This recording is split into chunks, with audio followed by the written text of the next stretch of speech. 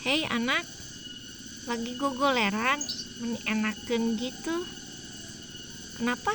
Hobi tidur. Ya gak apa-apalah sok hobi tidur ge.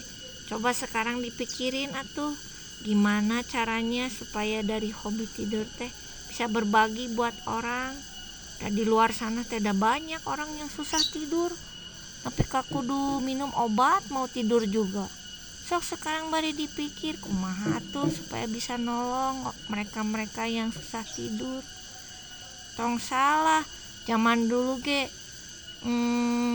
sahanya namanya teh Sir Isaac Newton tah penemu gaya gravitasi. Da si bapak eta teh keur gogoleran, aduh leha-leha di taman enakeun. Tiba-tiba teh gulutuk, eueuh naon ieu murak kana hulu, buah apel. Tah sejak eta teh si bapak Newton jadi kaidean. Wah dia teh mikir, ieu kunaonnya buah apel teh lagrak teh kahandap.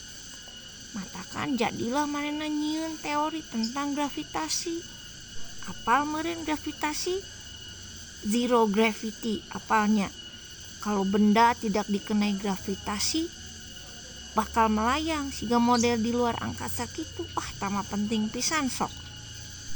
Hebatnya ternyata bari ngagoler ge bisa tah jadi ketemu naon teh teori-teori.